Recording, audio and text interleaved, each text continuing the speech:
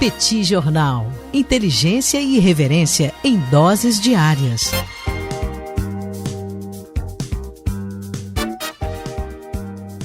Olá, caríssimas e caríssimos ouvintes do Petit Jornal, caríssimas apoiadoras e caríssimos apoiadores do Petit Jornal. Estamos aqui hoje para mais uma coluna de política internacional. E quem vai falar hoje não sou eu, mas é o nosso queridíssimo convidado, Heitor Loureiro, uma das pessoas que mais entende sobre a Armênia e, consequentemente, sobre a crise em Nagorno-Karabakh, no Brasil. Então eu deixo aqui a palavra, o espaço, para o Heitor Loureiro dar a aula que ele costuma dar sobre o assunto. Fica aí com ele. Salve, salve, ouvintes e apoiadores do Petit Jornal. Eu sou Heitor Loureiro, estou de volta a esta coluna para falar sobre o Cáucaso, mais especificamente sobre a região de Nagorno-Karabakh. Você, ouvinte atento do Petit Jornal, já escutou por aqui que há uma disputa entre armênios e azerbaijanos pelo controle de Nagorno-Karabakh, território que nos tempos soviéticos era uma região autônoma de maioria armênia dentro do Azerbaijão soviético. Com o colapso, em 1991, a Armênia e a Azerbaijão entraram em guerra por esse território, que ficou sob controle armênio, estabelecendo ali uma república independente chamada por eles de Artsakh. A República de Artsakh não é reconhecida por nenhum outro país do mundo e é considerada pelo Azerbaijão um território seticioso, controlado por rebeldes armênios que ocupavam, além da antiga região autônoma de Nagorno-Karabakh, lá dos tempos soviéticos, outros 7 distritos do Azerbaijão adjacentes a Artsakh, ou Karabakh, como chamam os azerbaijanos. Em 1994, os armênios venceram militarmente o conflito, que não teve um fim formal, mas foi congelado em um cessar-fogo que durou até setembro deste ano, quando uma ofensiva azerbaijana com apoio turco sobre Nagorno-Karabakh, ou Artsakh, foi iniciada para retomar os distritos ocupados pelos armênios e, quem sabe, derrubar a tal república. Na madrugada de ontem para hoje, depois de mais de 40 dias de guerra e a morte de milhares de soldados, os líderes da Armênia, Nikol Pashinyan, do Azerbaijão, Ilham Aliyev, e o presidente russo, Vladimir Putin, anunciaram um acordo de cessar-fogo. Nesse acordo, os enfrentamentos devem ser paralisados, o Azerbaijão pode permanecer com as posições que ocupou, enquanto os armênios devem devolver ao Azerbaijão os distritos ocupados e aceitar a presença de forças de paz russas, que garantiriam um corredor ligando o que restou da República de Artsakh à República da Armênia. Na madrugada de ontem para hoje, depois de mais de 40 dias de guerra e a morte de milhares de soldados, os líderes da Armênia, Nikol Pashinyan, do Azerbaijão, Ilham Aliyev, e o presidente russo Vladimir Putin anunciaram um acordo de cessar-fogo. Nesse acordo, os enfrentamentos devem ser paralisados. O Azerbaijão pode permanecer com as posições que ganhou, enquanto os armênios devem devolver ao Azerbaijão os distritos ocupados, que ainda ocupam, e aceitar a presença de forças de paz russas, que garantiriam um corredor ligando o que restou da República de Artsakh à República da Armênia. Dessa forma, Putin garante sua influência sobre os países do Cáucaso, atuando como um mediador no conflito, e posiciona quase 2.000 homens em Nagorno-Karabakh, em tese, atuando como garantidores de paz, mas que na prática estão incrustados dentro do Azerbaijão, país cujo governo tem relações estreitíssimas com a Turquia de Erdogan, que disputa com Putin espaços geopolíticos importantes no mundo. O acordo estipula que os russos ficariam 5 anos na região, podendo ser renovado por iguais 5 anos. Quem não gostou muito disso foi Erdogan, que gostaria de ter tropas turcas nessas forças de paz, algo que jamais seria aceito pela Armênia. Mesmo assim, há uma pressão de Ankara nesse momento para que o Azerbaijão convide os turcos a se instalarem nas franjas de Artsakh para poder contrabalancear a presença russa por ali.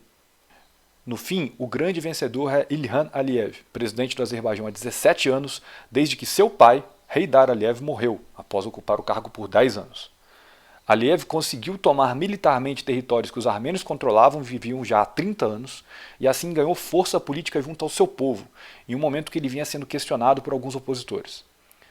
A Turquia de Erdogan ganha por tabela, na medida em que foi uma vital aliada azerbaijana na ofensiva contra os armênios, fornecendo drones, caças, armamentos e, sobretudo, mercenários sírios que foram enviados para o Azerbaijão a fim de combater os armênios. A Rússia também sai fortalecida, pois aumenta a dependência armênia de Moscou, dependência essa que já não era pequena antes, e garante a presença de tropas numa região que a Turquia já considerava sua área de influência. E quem perde é Nikol Pashinyan, primeiro-ministro armênio que chegou ao poder após um movimento popular pacífico em 2018 que deslocou a oligarquia armênia pró-Moscou que estava no poder há décadas no país. Pashinyan vai entrar para a história como líder armênio no momento mais duro para este povo desde 1920, quando tropas turcas de Mustafa Kemal subjugaram os armênios a leste, enquanto o Exército Vermelho ocupou o país a oeste, terminando assim a República Armênia Independente, que existiu por 2 anos, e iniciando 70 anos do domínio soviético sobre a Armênia, que duraria até o fim dos anos 80 e início dos anos 90, justamente quando explodiu o conflito com o Azerbaijão. Imediatamente após a divulgação do acordo, manifestantes foram às ruas de Yerevan, capital da República da Armênia, protestar contra o primeiro-ministro, que muitos consideram um traidor. Resta saber agora se Pashinyan vai conseguir permanecer no cargo e se a Armênia vai ter forças para manter sua frágil democracia. Se Pashinyan cair, muitos armênios na Armênia e na diáspora vão lamentar o fim melancólico da chamada Revolução de Veludo, que dava sinais de modernização e democratização da política armênia. Por outro lado, em Moscou, Putin não vai derramar uma lágrima sequer por Pashinyan, cuja ascensão esteve relacionada com a queda de antigos aliados do Kremlin na Armênia. Se os assuntos do Cáucaso e Oriente Médio te interessam, te convido a acessar o site do Grupo de Estudos e Pesquisas sobre o Oriente Médio, em gpom.com.br, e ver os cursos e materiais que temos sobre esses temas. E claro, te convido também a apoiar o Petit Jornal, para que os nossos queridos Tanguy e Daniel possam continuar a trazer conteúdos de qualidade para vocês. Fica aqui o agradecimento do Petit Jornal, a participação do Heitor Loureiro. Se você ouviu e curtiu, e eu tenho certeza que não vai ser muito diferente disso, sigam o Heitor nas redes sociais, no Twitter, ele é o @doutoreitor, e ele contribui também para o Nome Disso é Mundo, para acompanhar de perto o que acontece nessa região do Cáucaso. Seguir o Heitor é fundamental. E se essas outras colunas te interessaram, acesse o nosso site www.petitjornal.com.br e acesse a aba Apoie o Petit para se tornar um apoiador. Lembrando que nós somos uma mídia alternativa, não somos financiados por nenhuma empresa e, portanto, a sua contribuição é absolutamente fundamental para que a gente mantenha o nosso projeto de pé.